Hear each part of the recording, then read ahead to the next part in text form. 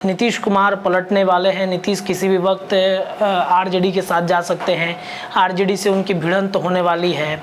अचानक से बिहार के राजनीति में आप देखिएगा खुशी की नेताओं का जो दिल्ली से पटना, पटना से दिल्ली का जो दौरा है ना, वो बढ़ गया है। तो रोहिणी आचार्य को शब्दों का मतलब सही इस्तेमाल करना चाहिए। मुझे लगता है कि पहले जा करके वो व्हाट्सएप यूनिवर्सिटी में जाके नाम दाखिल कराएं और पढ़ें। पनोरमा ग्रुप, जो सोचता है वो करता है।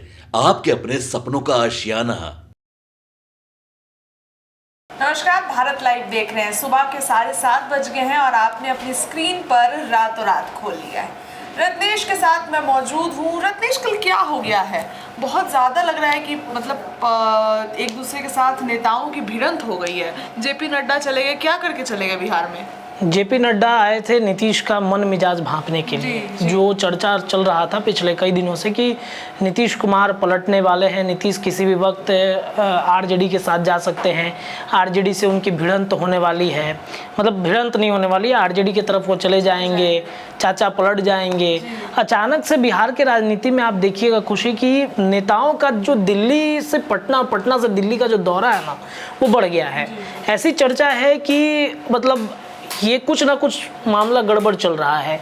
अशोक चौधरी के बारे में क्या चर्चा उठी थी बीच में? अशोक चौधरी ने जिस तरीके से बातें की, बयान दिया, उसको विवादित बना दिया गया। विवादित उसको बना दिया गया। उन्होंने 2024 लोकसभा में जो भूमिहार जहानाबाद में भरोसा नहीं जता रहे थे, उन भूमिहारों के बारे में वो कह रहे थे कि सब लाभ नीतीश कुमार से लीजिएगा, सब नीतीश कुमार से ही चाहिए। वोट जब देने की बारी आती है तो पीछे आप हट जाते। ये बयान उन्होंने दिया था। उनका ये बयान देना, और उन्होंने मतलब किसी जाति को टारगेट नहीं किया। उनकी बेटी की शादी तो खुद भूमिहार परिवार में हुआ है। महावीर मंदिर न्यास बोर्ड के अध्यक्ष भी हैं। उनके जो सायन कुणाल के पिता जो हैं, तो वो मतलब उनके कहने का परिदृश्य कुछ और था, लेकिन उसे तोड़ मोड़ कर दिया गया। और चूंकि विपक्ष इसको उठाता है, सत्ता पक्ष में बैठे खुद उनके ही पार्टी के लोग ने इसका विरोध कर दिया। अचानक से भूमिहारों के इतने बड़े हितैषी बनने लगे, अचानक से भूमिहारों के इतने बड़े नेता बनने लगे। नीतीश कुमार गुस्सा आ गए थे। अब किसी का नाम नहीं लेना है यहाँ पर, सब जानते हैं कि कौन किसने क्या अचानक से मतलब सबको एक वोट बैंक की राजनीति करनी है, एक वोट बैंक बनाना है अपना। तो सब जानते हैं कि भूमिहार वोट बैंक बिहार में और खासतौर पे जहानाबाद के क्षेत्रों में बहुत ज़्यादा है। 2025 का विधानसभा का चुनाव भी है और उन्हीं भूमिहारों की वजह से विधायकों को भी जिताना है। तो इस वजह से उनका बोलने का कुछ अलग तरीके का था, मामला कुछ और हो गया। अब कल देखिए ललन सिंह अचानक से पटना पहुंचते हैं। बिहार के राजनीतिक हलचलों के बीच जेपी नड्डा दिल्ली गए, ललन सिंह पटना पहुंचे। अशोक चौधरी पटना आए थे, फिर वो दिल्ली भाग गए। तो कुछ ना कुछ मामला कहीं ना कहीं से मतलब एक होता है ना लुत्ती, आवाजाही का दौर बस सही। हाँ, गांव में मतलब कहा जाता है लुत्ती जलना। ठीक है, थोड़ा सा कहीं जो होता है ना पुआल वाल में लुत्ती जला है, थोड़ा सा जला, पुआल पूरा जल गया। तो ये कहीं ना कहीं से जला है और इस वजह से नेताओं की आवाजाही लगातार चढ़ी है। कल ही हमने एक वरिष्ठ पत्रकार से जब चर्चा की थी, परसों जब हम चर्चा कर रहे थे, तो उन्होंने कहा कि नीतीश कुमार को अब जाने से रोकने के लिए भाजपा ने एक ऐसा गेम कर दिया है जो खुद नीतीश भी नहीं समझ पा रहे हैं। संजय झा को बैठा दिया है, ललन सिंह को उन्होंने सेट कर दिया, दिल्ली दूर कर दिया, और प्लस चाप तो बनाया हुआ है ना। इनके माध्यम से अपने सांसदों को भी तोड़ा जा सकता है, ऑपरेशन लोटस किया जा सकता है। तो ये कहीं ना कहीं इधर ललन सिंह पहुंचते हैं। रोहिणी आचार्य का ट्वीट कैसा था मुझे तो समझ में नहीं आता है। ये वही रोहिणी आचार्य है जिनके पिताजी 2 बार बिहार के मुख्यमंत्री रहे, माताजी बिहार के मुख्यमंत्री रहे, इनके भाई डिप्टी सीएम रहे। जहां एक तरफ इनके भाई डिप्टी सीएम अराजकता को खत्म करना चाहते हैं, अपने पार्टी से पूरा गमछा नहीं लहराना है, रोहिणी आचार्य अराजकता को पैदा कर रही हैं। ऐसा ट्वीट और ऐसे शब्दों का वो प्रयोग करती हैं कि मतलब हमें खबर करने में, बताने में भी मतलब लगता है कि क्या पता लगती है कि कैसे शब्द बोले कि ना बोले, कौन सा शब्द इसके जगह पे हमें इस्तेमाल कर देना चाहिए। मतलब रोहिणी आचार्य को समझ में नहीं आता है कि वो कहाँ से, क्या इंग्लैंड में यही सब पढ़ाई होता है जहाँ पे आप रहते हैं, क्या यही सब आप सिंगापुर में यही सब सिखाया जाता है? वहाँ तो आप खुद बिहारी होके खुद बिहार को आप बदनाम कर रही हैं, इस तरीके के शब्दों का आप इस्तेमाल कर रही हैं। आपने देखा ना छपरा में कैसे इन्होंने किस तरीके से हंगामा इन लोगों ने किया था, जो इनके शब्द निकल रहे थे। ये लग ही नहीं रहा था कि वो बिहार की ये बेटी हैं जिन्होंने अपने पिता को किडनी डोनेट करके इन्होंने जीवन दान दे दिया है अपने पिता को। कितनी ज्यादा इनकी तारीफ हो रही थी, बॉलीवुड से लेकर विदेश तक की इनके नाम की चर्चा है। और वो इस तरीके शब्दों, अरे आप विरोध करिए, विरोध करने का तरीका भी बहुत सारा। आप रत्नेश प्रधानमंत्री को बोले थे मेरे पिताजी का झूठा नहीं, अंबानी के घर में जाएंगे झूठा प्लेट धोने के लिए। अरे भाई आप प्रधानमंत्री हैं देश के, कम से कम कुछ शब्दों का तो मर्यादा आपको रखना चाहिए ना। तेजस्वी तो ऐसा नहीं बोलते हैं, तेजस्वी को हमने कभी इस शब्दों का प्रयोग करते हुए नहीं देखता है। मैंने चाय से ज्यादा कितली गर्म है, ये स्थिति है। तो रोहिणी आचार्य को शब्दों का मतलब सही इस्तेमाल करना चाहिए। मुझे लगता है कि पहले जा करके वो व्हाट्सएप यूनिवर्सिटी में जाके नाम दाखिल कराएं और पढ़ें, उसके बाद समझ में आएगा। मतलब एक बेटी का इस तरीके से मतलब जुबान निकलना, इस तरीके से शब्द निकलना, कहाँ से कौन से डिक्शनरी आप लेके गई हैं बिहार से, अब इस तरीके के आप शब्दों का प्रयोग कर रही हैं, बेहद निंदनीय है। ये विरोध कीजिए। विरोध तमाम एनडीए के नेता भड़कते हुए भी नजर ललन सिंह भड़के हैं, अशोक चौधरी का है, तो उनको तो हम लोग नोटिस नहीं लेते हैं। अगर इतना ही नोटिस लेते तो छपरा की जनता जिता नहीं दी होती इनको।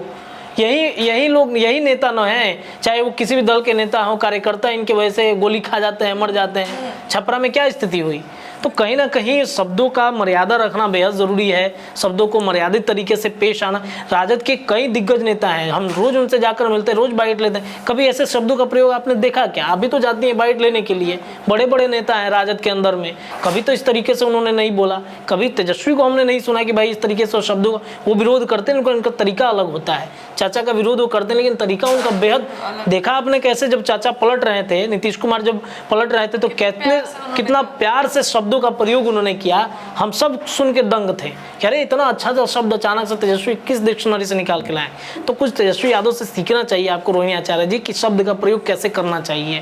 बहरहाल हम चर्चा कर रहे थे कि अशोक चौधरी से जब ये पूछा गया तो उन्होंने कहा कि नोटिस ही नहीं लेते हैं। नीतीश कुमार के पलटने पर जब सवाल किया गया तो मीडिया पे ही भड़क गए कि आप लोग कोई काम नहीं है, आप लोग बार बार एक ही सवाल पूछते रहते हैं।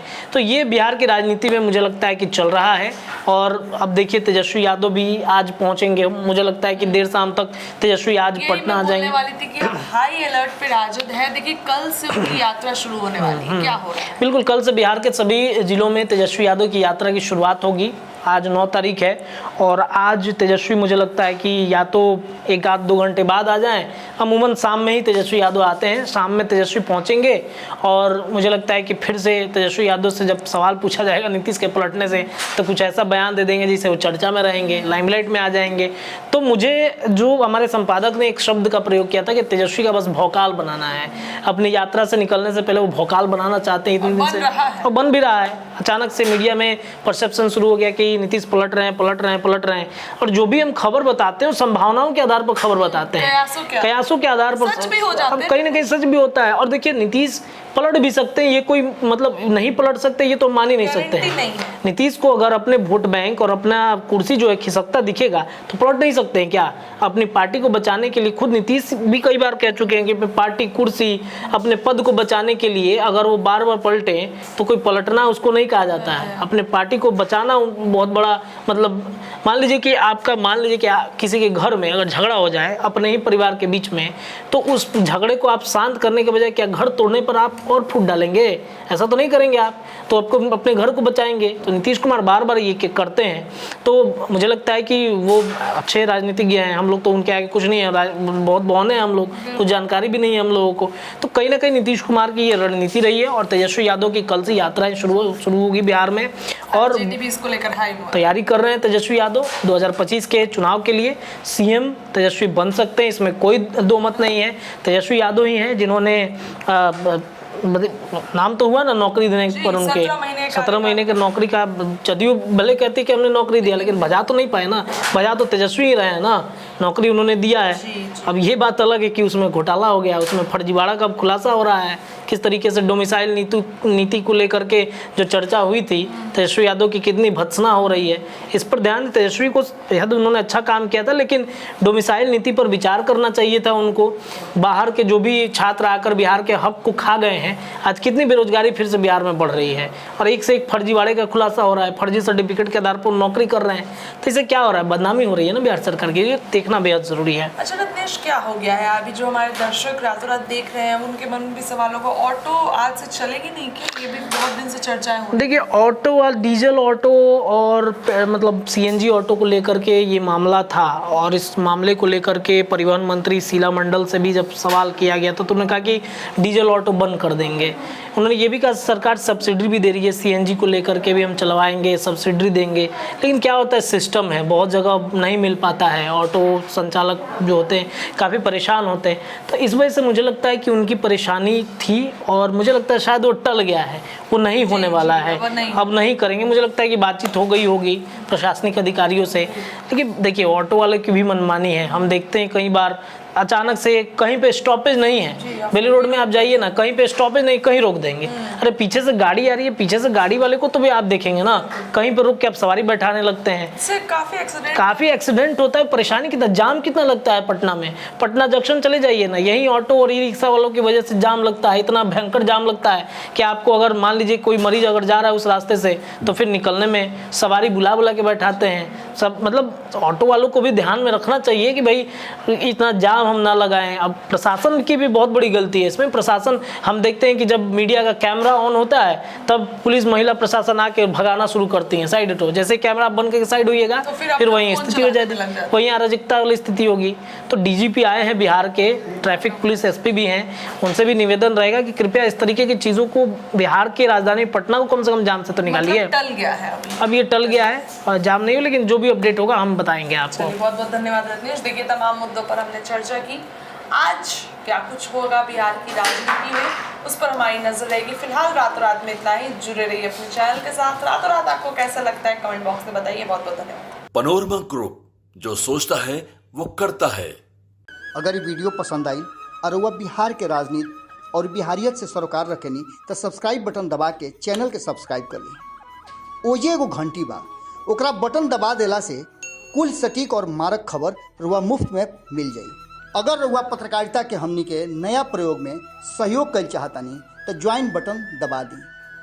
पेटीएम नंबर नोट कर ली 9386816700। धन्यवाद।